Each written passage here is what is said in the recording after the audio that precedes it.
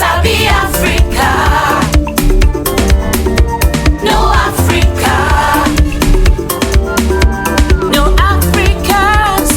Pioneering role. Insights, engineering, and technology. Sabi African Network, illuminating Africa's narrative as pioneers in science, engineering, and technology. Ecozones and indigenous land mapping. Do you know that some of the world's most powerful climate solutions are not in laboratories or boardrooms? They live in the heads of elders, in songs, and along seasonal trails. In Africa, indigenous maps, hand-drawn memories turned into digital geospatial archives, are protecting rainforests, savannas, and the rights of communities who have stewarded them for millennia.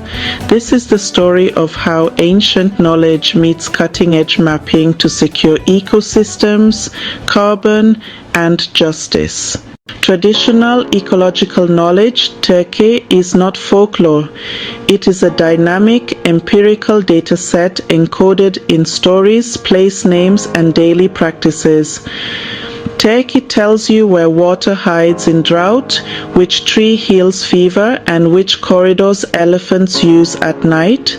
Treat this as field data, time series observations, species behavior logs, hydrological markers, and seasonal calendars, all vital inputs for robust spatial models.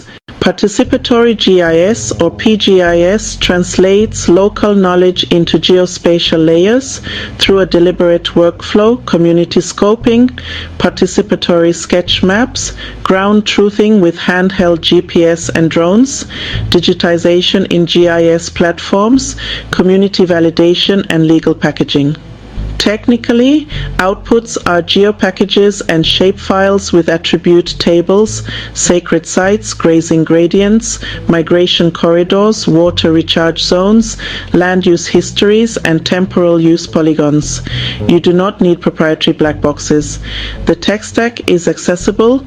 GPS receivers, smartphones with ODK, GeoODK, or Kobo Collect for field forms, drones for high-res orthoimagery, and open-source GIS like QGIS for analysis. Metadata standards and community consent protocols are embedded in every dataset, like who contributed, what can be shared, and the scale of sensitivity. That governance layer is as critical as any coordinate. In the Congo Basin, Baka forest stewards map sacred groves, medicinal tree stands, and elephant salt licks. When these memory maps are converted into spatial layers and legally attached to community land claims, deforestation incidents drop. Why? Map tenure becomes actionable evidence for courts and conservation partners, flipping the incentive, protect the forests, secure livelihoods, and earn carbon value. Across Kenya and Tanzania, Maasai pastoralists rely on seasonal mobility. Participatory mapping identifies ephemeral water points, dry season grazing routes, and conflict hotspots with farming communities.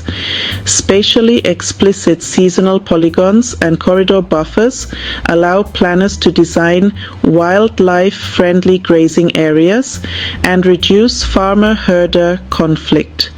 This is not just social science, it is spatio-temporal planning that preserves biodiversity and pastoral resilience.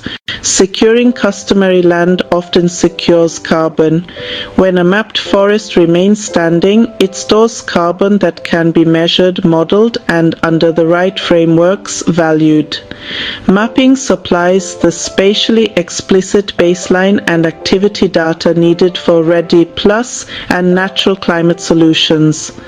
Land cover layers, biomass estimations, disturbance records, and community verified land use histories, all indispensable for credible carbon accounting. Maps aren't magic. Colonial land codes, bureaucratic inertia, and corporate pressure can ignore them. Indigenous tenure is often mobile and seasonal, resisting static polygons. Technology gaps like training, equipment, and legal counsel limit long-term impact.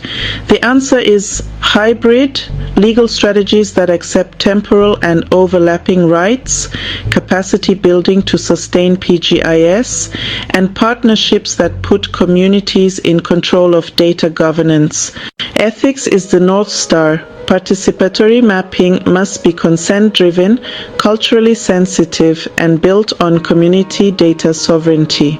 That means community protocols, what is public, what is confidential, and how benefits flow back.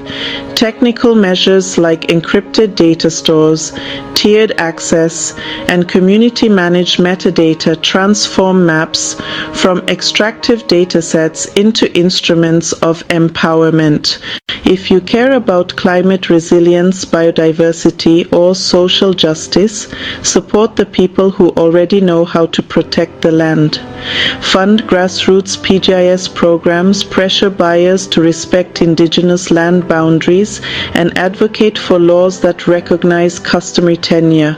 In Africa, ancient knowledge and modern mapping together form a scalable, ethical blueprint for conservation. The map is not only about where to go, it tells us how to walk together. The land remembers.